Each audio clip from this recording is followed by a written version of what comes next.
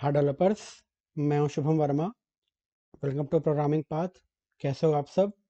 तो आज हम लोग एक और इंटरव्यू क्वेश्चन देखने वाले हैं, जहां हम देखेंगे जो हमारा रेड्यूस फंक्शन है उसका यूज़।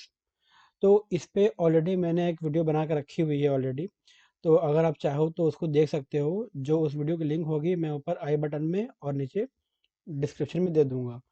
तो अगर आपको डिटेल्स में जानना है कि रेड्यूस फंक्शन क्या होता है, कैसे इसका यूज किया जाता है, तो आप उस वीडियो को देख सकते हो। ठीक है। यहाँ हम लोग कोडिंग वाइज देखने वाले हैं कि रेड्यूस फंक्शन क्या होता है और हम लोग तो क्यों यूज करते हैं। और जो हमारा पुराना ट्रेडिशनल मेथड हुआ करता था, जैसे हम लोग फॉर लूप यूज करते थे, तो अब फॉर लूप की जगह हम लोग रेड्यूस मेथड को कैसे यूज कर सकते हैं, ये हम लोग देखने वाले हैं। ठीक है। क्योंकि पहले, आज से कुछ समय पहले की बात करें, कुछ साल पहले बात करते हैं अगर हम लोग, तो उस समय हम लोग यूज करते थे फॉर लूप का यूज किसी भी एरे को सम करने के लिए, या फिर कुछ भी अगर हमारे पास कोई एरे है, उस पे कोई, अगर हमें कुछ कंडीशन अप्लाई करना है या फिर हमें कुछ उसमें ट्रांजेक्शन करना होता था, तो हम लोग फॉर लूप का यूज करते थे। लेकिन आजकल काफ़ी सारे फंक्शन आ गए हैं, एरे फंक्शन, जैसे कि रेड्यूस है, फिल्टर है, मैप है। ठीक है। काफ़ी सारे आजकल फंक्शन आ गए हैं। तो आज की वीडियो में हम लोग देखने वाले हैं रेड्यूस फंक्शन, कि रेड्यूस फंक्शन का हम लोग किस तरीके से यूज करते हैं। ठीक है। तो अगर आपको डिस्क्रिप्शन जानना है, इसका इसका डिटेल्स जानना है, तो आप उस वीडियो को देख सकते हैं, ऊपर आपको आई बटन में मिल जाएगा। ठीक है। तो आइए हम लोग देखते हैं कि रेड्यूस फंक्शन को किस तरीके से हम लोग यूज करते हैं।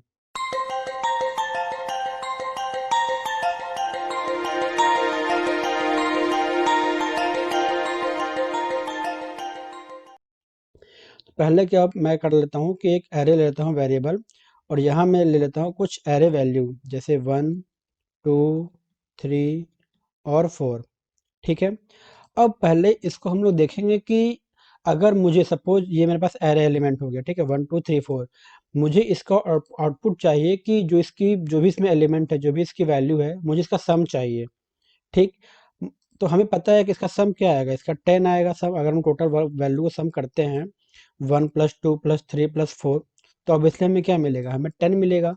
तो आज से कुछ सालों पहले जब हमारे पास एरे फंक्शन नहीं हुआ करते थे, जैसे हमने देखा रेड्यूस, फिल्टर या मैप, तो हम लोग क्या यूज करते थे, फॉर लूप यूज करते थे।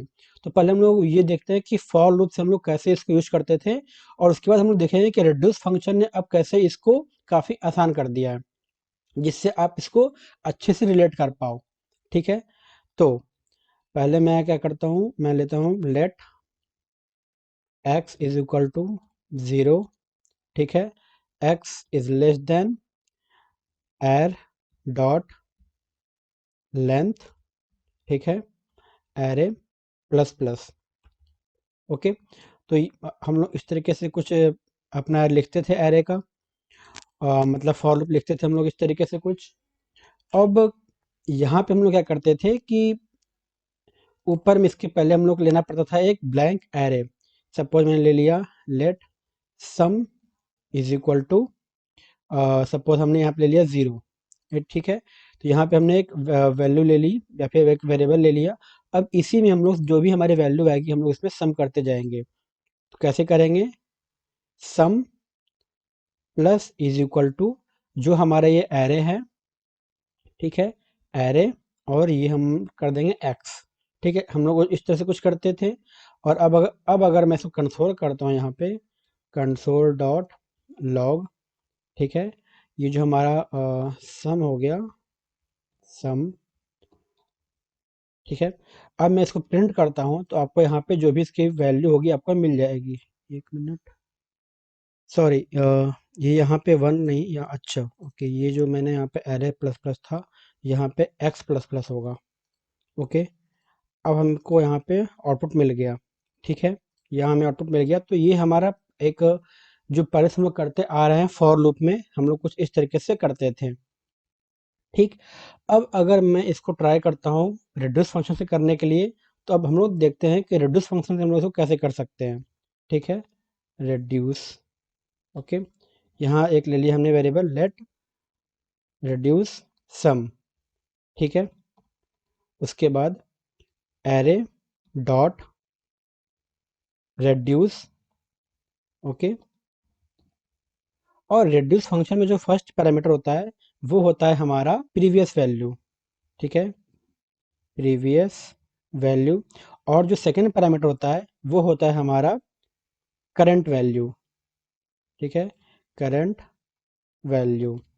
और ये जो हमारा रिड्यूस फंक्शन है इसमें जो यहाँ पे जो थर्ड पैरामीटर या फिर आप कह सकते हैं कि ये एक तरीके से भी ऑप्शनली होता है लेकिन हमें दे देना चाहिए, इसको बोलते हैं हम लोग इनिशियल वैल्यू, ठीक है। तो हमारा इनिशियल वैल्यू क्या रहेगा, 0 रहेगा।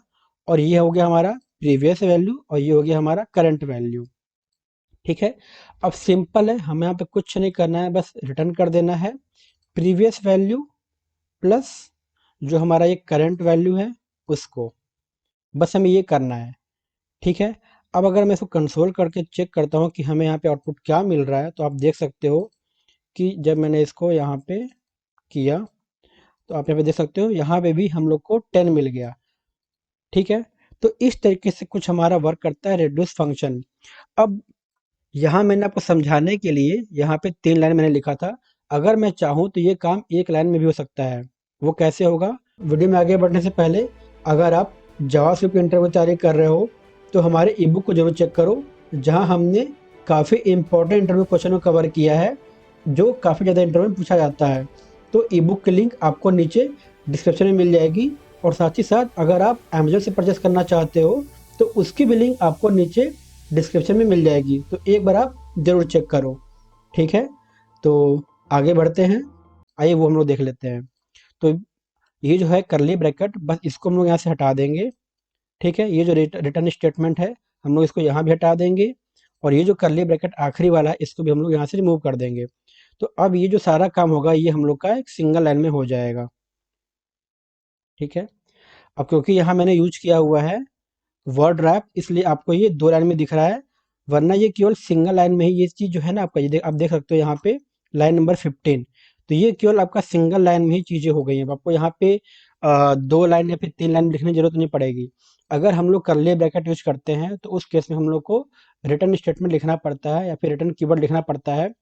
लेकिन अगर हमारा केवल जो ट्रांज़ैक्शन है, जो भी हम लोग ऑपरेशन परफ़ॉर्म कर रहे हैं, अगर वो केवल सिंगल लाइन में ही है, तो हम लोग को यहाँ पे कोई भी कर्ली ब्रैकेट या फिर कोई भी रिटर्न कीवर्ड लिखने की ज़रूरत नहीं पड़ेगी और हम लोग सिंपल कर सकते हैं एक ही लाइन में। तो अब मैं अगर पेज रिफ्रेश करता हूँ, तो आप देख सकते हो कि हमको अभी भी हम लोग को वही सेम आउटपुट मिल रहा है जो पहले मिल रहा था, ठीक है। तो आपने देखा कि जो काम अभी तक हम लोग फॉर लूप के थ्रू अगर हम लोग काम 4 लाइन में कर रहे थे, तो सेम काम को हम लोग केवल 1 लाइन में कर सकते हैं। तो ये बेनिफिट होता है रेडियस फंक्शन को यूज़ करने का। इसी तरीके से जो हमारे और भी मेथड हैं, जैसे कि फ़िल्टर हुआ या फिर जो हमारा मैप मेथड है, हम लोग बहुत सारे जो हमारे एरे फंक्शन है, उसको हम लोग यूज़ कर सकते हैं। तो उसकी भी जो वीडियो होगी ऊपर आपको आई बटन में मिल जाएगा, अगर आप देखना चाहते हैं कि बाकी के जो एरे मेथड्स हम लोग अगर उसको यूज़ करते हैं तो कैसे यूज़ करते हैं, तो आप ऊपर देख सकते हैं, ठीक है। तो आज के लिए बस इतना ही। अगर आपको वीडियो पसंद आए तो प्लीज़ लाइक, शेयर और सब्सक्राइब ज़रूर कर लें। आपका वीडियो देखने के लिए बहुत-बहुत धन्यवाद।